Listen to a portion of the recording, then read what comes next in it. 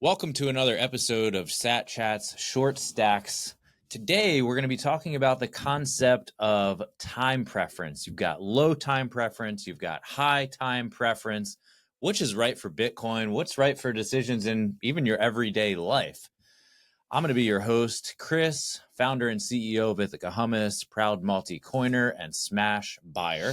I'll be your co-host, Stuart, Bitcoin Maxi. All right, so time preference. I first came across this term in the Bitcoin Standard. Holler. All right, and it kind of changed the way that I thought about a lot of things, not just Bitcoin. So I agree, because time preference is the term Saifedean used in the Bitcoin Standard to talk about immediate gratification versus delayed gratification. All right, so what's immediate gratification? What would that be, low or high? Immediate gratification is high time preference, because you have you greatly value the getting something quickly. Okay. You know, it's like the time delay that you want is the smallest possible. Which is confusing, because you would think that would be low. So I struggle with that too, where I was like, I got my low time preference flipped with my high time preference. Yeah. But it's really tied to this idea of how long can you wait until you get the thing that you want? Yes. If you can wait a long time, then you don't care about time. Yes. Your preference for time is low. Okay. I don't care about time. So as a little trick maybe that helps me remember it, it's if I've got a high time preference, then I've got a high sense of urgency. Yeah. I'm in a big rush. Yeah. Yeah. So as opposed to, low time preference, I'm not in a rush. I've got a low sense of urgency. Yes, I like that. High sense of urgency, low sense of urgency, high time preference, low time preference. Yeah. Oh, I want this right now. I can wait. Wait. Right. Yeah. So maybe we start with high time preference, because that, I believe, is where most of us are. Mm-hmm. Not just kids that say, gimme, gimme, gimme, but us too. Yeah. And to an extent, it's today's world that has taken us to a place where our preference for time is super high. So we want instant gratification. We want now. We want the results, but sometimes maybe we don't want to wait or put in the work. We just want what we want, and we want it now. Yeah, high time preference means I don't even have time to put my Pop-Tarts in a toaster. Yeah. I need to put them in a microwave for 3 seconds. Have you seen this? Yeah. The instructions on a pack of Pop-Tarts say pop them into a toaster. A toaster takes 90 seconds to toast Pop-Tarts. But look, also, you can microwave them for 3 seconds. Yeah, thanks. You don't have 90 seconds to toast your Pop-Tarts the old-fashioned way? Yeah. Come on. You got bigger problems. They're like, I need these Pop-Tarts to be hot right now. Like, I only have 3 seconds. Yeah. Like, that's a high time preference. Yeah. Interestingly enough, Saifedean, in his book, The Bitcoin Standard, talks about how fiat currency, I don't know if he talks about, I don't know if he tries to pin high time preference on fiat currency, but it certainly doesn't help, because when we borrow money we don't have because we want to spend it right now, I can't even think of a worse version of high time preference. We as Americans and all across the world don't have what it takes to save up until we have enough money to buy the thing that we want. We swipe our credit card and we're like, well, we'll make money to pay for that later. Yeah. I need to have this item right now. I can't wait to make the money to buy it. Yeah. That's high time preference. Yeah. And it leads to other areas where, for example, we want new structures so quickly that we throw them up with sticks. Yeah. Think about a family supporting the building of a beautiful church in Europe over centuries, to where they start something that they're not even going to even get close to seeing finished before they're dead. That is an incredibly low preference for time. And when you have that low time preference, you create lasting things. Mm. When you have a high time preference, it's like single use plastic, dude. Yeah. Shoo, Yeah. tear it open, grab it, toss it. Yeah. Next. So what kind of approach do you want to take when it comes to your money?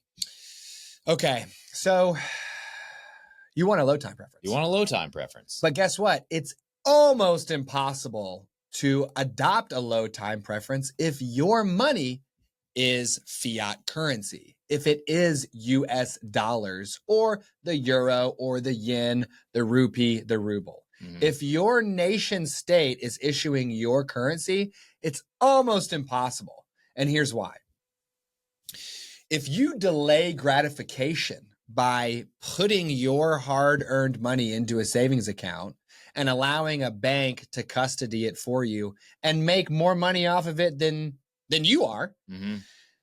after you have dutifully, faithfully delayed gratification, when you come back to your cash, it won't even buy you as much as you originally hoped. Mhm. Can you imagine telling yourself, I'm going to wait until I can save up $100,000 to buy a home?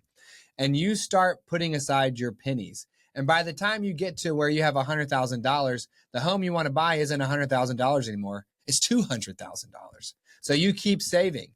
By the time you get to 200, that home's 400. Mhm. What? You'll never make it. Mhm. So you get to a point where like, well, you know what? I'll take out a loan, buy the house now, pay it off over time. I need to spend this money now because it'll never buy me more than it can buy me now. Mhm. Your money, your US dollars, your euro will literally never buy you more than they will right now. Mhm. So it's almost logically impossible to save in fiat currency. Yeah. So how can you have a low time preference with your money? Well, you need the right money. Right. And what is the right money, Chris? I mean, Bitcoin. Bitcoin. Okay. Yeah. Bitcoin. You have to have the Bitcoin. Yeah.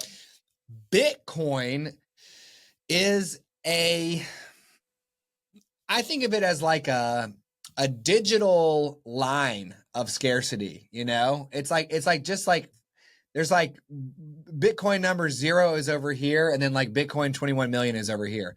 And you're trying to get your little share of this scarce thing, you know, this digital line on the internet. And when you come back to that Bitcoin, your share of the network will be the same Mm-hmm. that it was. Yeah. So you can actually save up for stuff. Right. Because guess what? Let's imagine I start saving up for that $100,000 home and I stack $10,000 worth of Bitcoin. And over the course of stacking that $10,000 worth of Bitcoin, Bitcoin goes up 10x. Yeah. Well, now I have $100,000.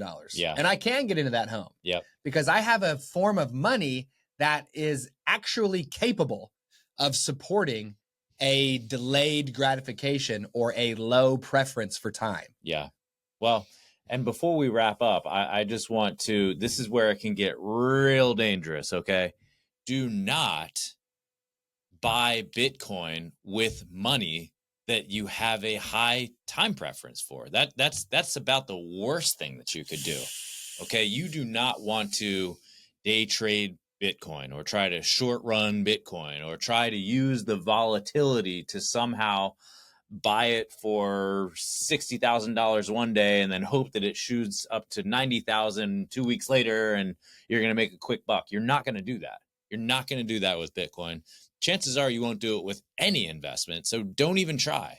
When you invest dollars in any asset, but especially in Bitcoin, given its volatility, you want to make sure that they are dollars that you're okay parting with for a, at least 2+ year period of time. Yeah. Because what you don't want is to need those dollars back in the form of US dollars or fiat currency and be in a situation where you're forced to sell the Bitcoin for less dollars than you paid for it. Yeah, really important, really important. Bitcoin will find you and punish you. Yes. So come at it the right way. Take the money you might have spent on a night out that didn't materialize, pop it into Bitcoin. Yeah. Do some extra work, pop it into Bitcoin. Sell some things around your house, pop it into Bitcoin. You know what I mean? Manage your life, run your life, be good, be smart. Maybe 3 months of cash on hand, nice and good. But then get some Bitcoin, man. Some Bitcoin. So high time preference means I want things now. Low time preference means I can wait. If you can wait, you will beat all the people who can. 100%. It's a game of attrition. So this has been another episode of Sat Chats Short Stacks. We appreciate you being here with us and must remind you that Sat Chats is for educational purposes only and should not be construed for financial advice. See you on the next one.